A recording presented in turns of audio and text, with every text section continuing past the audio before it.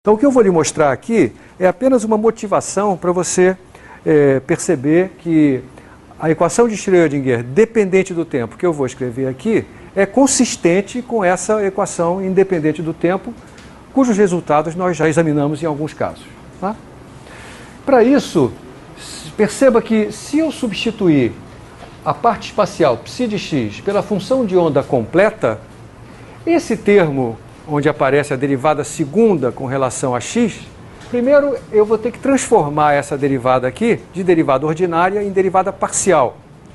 Lembre que numa derivada, quando eu tomo uma derivada parcial com relação a uma coordenada, eu estou fixando o valor das demais coordenadas. Então, se eu colocar aqui ψ maiúsculo de x e t e substituir d2 dx2 por dρ de 2 dρ de x2, o que vai acontecer é que essa derivada parcial vai atuar apenas sobre a parte espacial.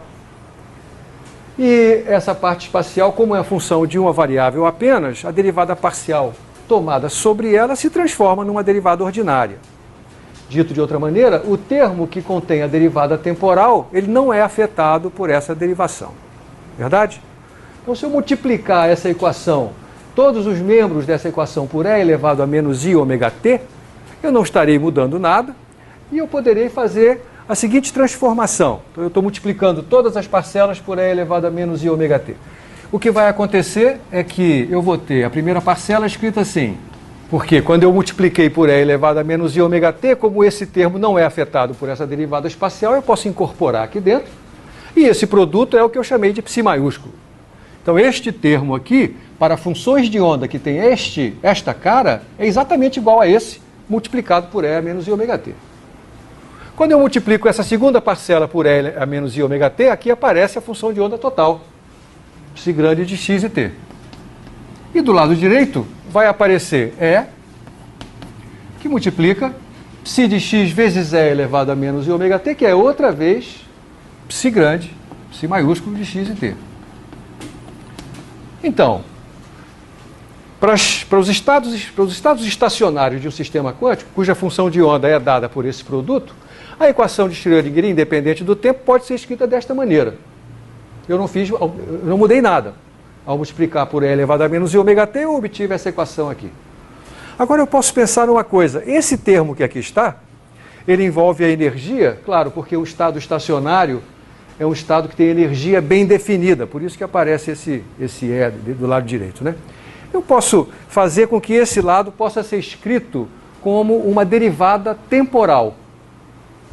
Para fazer isso, basta eu perceber que, através da relação de de Broglie, isso aqui pode ser escrito como h cortado ômega. E ψ de x e t, eu vou me beneficiar do fato de que ele tem uma exponencial na parte temporal, e eu vou querer fazer aparecer aqui uma derivada temporal. Ora, para fazer aparecer uma derivada temporal, basta você perceber que a derivada parcial desta função com relação ao tempo é simplesmente multiplicar essa função por menos i ômega. Então eu posso fazer o seguinte, ó, eu posso dividir por menos i ômega e aqui fazer aparecer a derivada com relação ao tempo, derivada parcial com relação ao tempo, de ψ de x e t. Entenda, isso que está aqui é exatamente isso, para o caso em que nós temos uma dependência temporal exponencial, como essa. Estamos juntos? Agora observe, o ômega desaparece.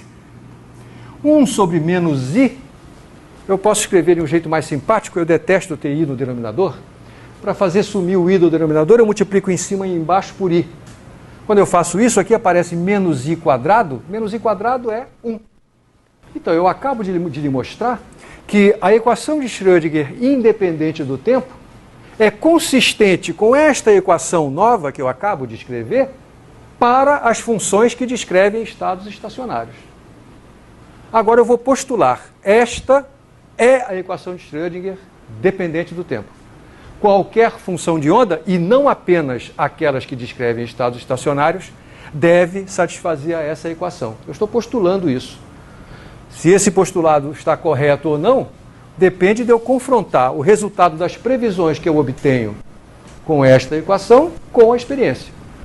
E o fato é que a experiência comprova que, de fato, esta equação descreve qualquer função de onda quântica. E agora eu estou incorporando a sua dependência temporal aqui dentro. Agora, com essa formulação de Schrödinger completa, eu posso demonstrar um resultado muito interessante, que é o seguinte. Imagina que você tenha essa equação, portanto. Aqui está o lado esquerdo, sinal de igual, aqui está o lado direito. Resolver essa equação é encontrar funções de duas variáveis que a satisfaçam. Ora, funções de duas variáveis, eu posso pensar numa montanha delas. Mas, em particular, eu posso pensar em funções de duas variáveis que sejam separáveis. Então, aqui aparece um conceito de função separável.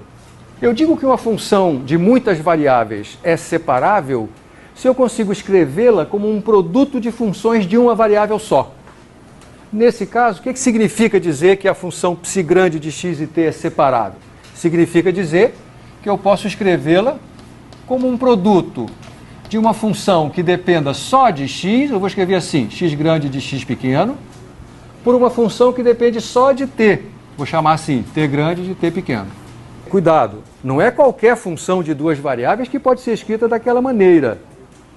Mas existe um teorema matemático muito importante, muito útil na mecânica quântica, que diz o seguinte: a solução geral de uma equação como esta pode ser escrita como uma combinação linear, talvez com infinitos termos, de funções como essa. Então, quando eu encontrar todas as soluções que têm essa cara, eu vou ter encontrado uma base do espaço de todas as soluções dessa equação. Eu não estou demonstrando isso.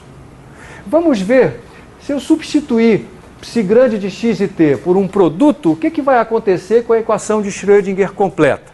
Eu substituo psi grande de x e t por esse produto, dentro da equação. Vamos ver o que vai acontecer. Lembre, x grande depende só de x pequeno, t grande depende só de t pequeno. Aqui aparece a derivada segunda, derivada parcial segunda, do produto x grande e t grande. Ora, mas a derivada com relação a x é a derivada que eu faço quando eu pego a outra variável independente, que nesse caso é o t pequeno, e mantenho ela presa, fixa. Se ela é fixa, isso aqui é constante. E a derivada segunda do produto de uma função de x por uma constante é simplesmente a derivada segunda ordinária dessa função por essa constante. Tá certo? Então fica. Sempre que eu quiser representar a derivada de uma função com relação à sua variável, eu vou botar linha para indicar uma derivada, duas linhas para indicar duas derivadas, que é o caso aqui. Então isso aqui é x grande, duas linhas, vezes t, mais o grande, x grande, t grande. O mesmo raciocínio vale para o lado direito. Só que agora a derivada parcial é com relação ao tempo, t pequeno. Portanto, nessa derivação, x pequeno fica fixo. Como o x pequeno fica fixo, x grande é uma constante. Derivada de uma constante vezes a função é a constante vezes a derivada da função. A derivada da função, a primeira derivada da função, eu vou representar por uma linha. Então vai ficar I, H cortado, x grande, t'. Agora eu vou dividir os dois lados dessa equação por x grande, t grande. É claro que eu só posso fazer essa divisão se o produto x grande, t grande não for zero. Tá bom? Então, se esse produto não for zero, eu posso dividir tudo por x grande e t grande, e o resultado é o seguinte, esse que está aqui. Agora, olha que coisa curiosa. Lembre-se que x grande depende só de x pequeno, t grande depende só de t pequeno. Do lado esquerdo do sinal de igual, só tem funções que dependem de x pequeno. Do lado direito do sinal de igual, só tem funções que dependem de t pequeno. Então aqui tem uma função de x que é igual a uma função de t. Como é que pode? Duas funções que dependem de variáveis diferentes, como é que elas podem ser iguais? Não é esquisito? Imagine que eu fixo o valor de t e deixo o x variar. Se eu fixei o valor de t, eu fixei o lado direito. Se eu deixei o x variar, eu estou deixando isso aqui variar. Mas não pode variar, porque tem que ficar igual ao lado direito. Só tem um jeito dessa equação ser verdadeira. E o jeito é os dois lados serem iguais a uma constante. Só tem este jeito. Essa constante eu vou chamar de A, uma constante. Então, eu acabo de transformar uma equação a derivadas parciais, que é a equação de Schrödinger completa, em duas variáveis. Olha aqui que bicho complicado. Acabei de transformar isso, na verdade, em duas equações diferenciais ordinárias. Aqui está a primeira. IH cortado T' sobre T igual a A. Essa é uma equação ordinária, porque só tem derivada ordinária. Outra equação, menos H cortado ao quadrado sobre 2m, x, duas linhas sobre x, mais U igual à mesma constante. Então, a mágica da gente procurar soluções separáveis da equação completa de Schrödinger faz com que a gente obtenha duas equações diferenciais ordinárias.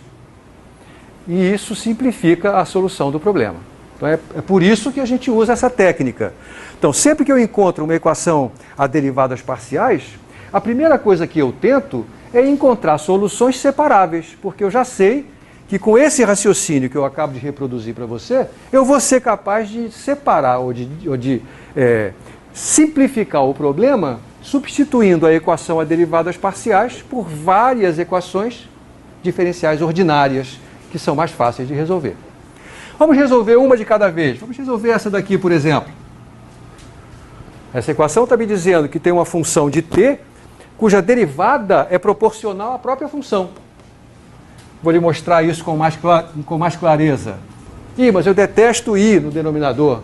Vou me livrar dele. Vou multiplicar em cima e embaixo por menos i. Mas qual é a função cuja derivada é proporcional a si própria? É a exponencial. Então, a solução desta equação diferencial é t grande. Agora eu vou explicitar a variável de t igual a e elevado a essa constante vezes o tempo.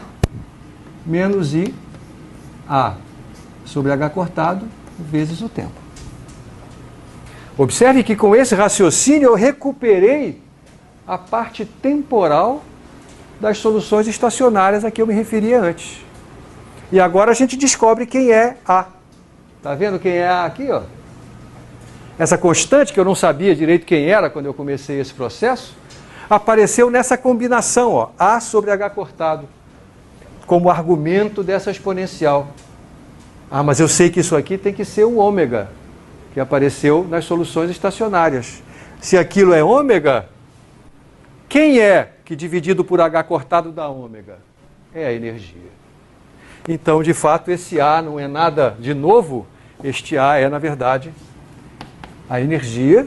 E eu acabo de provar para você que uma solução separável da equação de Schrödinger completa tem uma dependência temporal, que é E elevado a menos I ômega t, onde ômega é a energia sobre H cortado. Ou seja, uma solução separável da equação de Schrödinger tem a energia bem definida. Ou seja, uma solução separável da equação de Schrödinger é um estado estacionário. Porque a gente tinha visto que uma função cuja dependência temporal é uma exponencial imaginária, quando eu tomar o módulo quadrado dela para determinar quem é a densidade de probabilidade, a dependência temporal desaparece. Então essa função de onda está associada a uma densidade de probabilidade que não depende do tempo. E é isso que é uma solução estacionária.